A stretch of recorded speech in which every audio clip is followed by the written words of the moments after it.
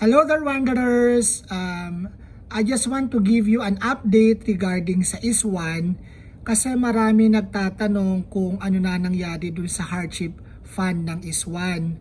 So I just want to show you kung ano ang sinasabi ng kanilang website by visiting this website, seafarerswelfare.org. Again guys, it's very important that you are doing your own research, you are doing your own fact check para sigurado kayong tama yung information na inyong napupuntahan.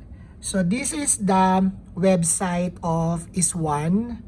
Once again, it is seafarerswelfare.org. So itong pinaka-itsura ng kanilang website.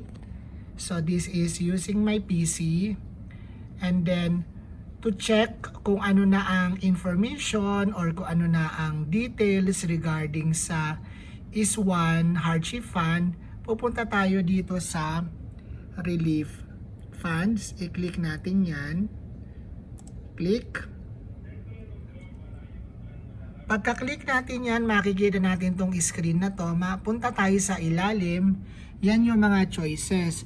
So guys, hindi lamang yung ISWAN Hardship Fund ang pwede natin pagkuhanan ng financial assistance. Meron din silang mga iba pang projects or iba pang ways to help seafarers. So by this time, meron ditong 4 relief funds. So basahin muna natin yung kanilang relief funds. When seafarers or their families face a sudden or unforeseen crisis, they may find themselves in financial difficulty with an immediate need to cover emergency costs. ISWAN is here to help. We administer the Seafarers Emergency Fund for all seafarers and their dependents. We also administer 2 other relief funds for seafarers and the Filipinos who have been affected by piracy, and a small grants fund for Filipino seafarers and their families with a financial need. So ito yung 4 na kanilang sinasabi na relief funds. So merong Seafarers Emergency Fund, merong Maritime Piracy Humanitarian Response Fund, merong Piracy Survivor Family Fund, at saka yung ISWAN Hardship Fund. So ito yung ginawan ko ng vlog last time during the pandemic. Sabagay, pandemic pa rin ngayon. So unfortunately, basahin natin kung bakit walang reply o bakit nagtatanong kayo, bakit wala pa tayong balita tungkol sa ISWAN Hardship Fund. So ito kasi yung kanilang reply. ISWAN Hardship Fund, please note, this fund is currently suspended. We understand this is very difficult time for many families and we apologize for the delay.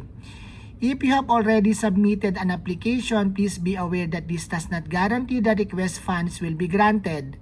We are unable to respond to follow-up inquiries or unsuccessful applications, but those whose application have been approved will receive a message from ISWAN and information from Ship Money on how to access the funds. So karamihan ng ating mga Wanderers na nagme-message sa akin, ay nagtatanong sila paano daw nilang makukuha yung pera kasi nakakuha o nakatanggap na sila ng text. So once again, ayan o, yung Ship Money, dyan tayo makakakuha ng pera kasi itong ISWAN Hardship Fund ay pinondohan ng Ship Money. So kinakailangan na mag-download kayo ng Ship Money at doon kayo magre-register at makikita nyo doon kung paanong makukuha ang pera. Usually through money remittance.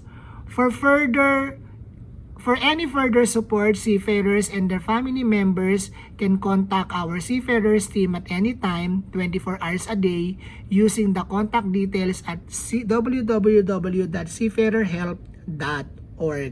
Once again, all the help that you need, whether you are on board or at ashore, pwede po tayong humingi ng tulong mula po sa ISWAN Hardship Fund. But unfortunately, suspended po siya sa ngayon. So ilan po to sa mga families. So a seafarer and his family who receive a grant from ISWAN Hardship Fund during the COVID-19 pandemic. Once again guys, all of the information ay makikita natin sa seafarer.org, Relief Funds, ISWAN Hardship Fund. Okay? So ayan, nandiyan pa rin na may mga requirements just in case na magbukas uli sila. So, Ship Money Cares, yan po ang nag-provide ng fund para po sa IS1 Hardship Fund. Ngayon naman po, para po sa IS1 Philippines, meron po silang branch or parang meron nagmamanage ng IS1 Philippines. Punta po kayo sa Facebook page nila. Ayan. facebook.com/IS1 Philippines. So, nandyan yung mga information. Masipag po silang mag-reply pag po direct message po kayo sa kanila para po kung meron po kayong queries sa kanilang hardship fund or anything that they can assist us with regards to financial assistance. So once again guys, yan ang ating puntahan lang natin yung home.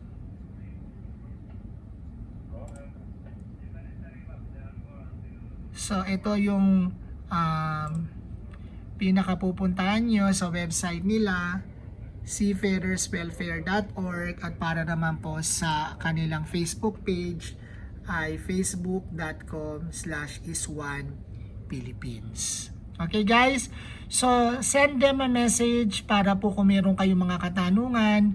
So kung sa mga nagtatanong kung ano, once again, ano meaning ng IS1 ay International Seafarers Welfare and Assistance Network.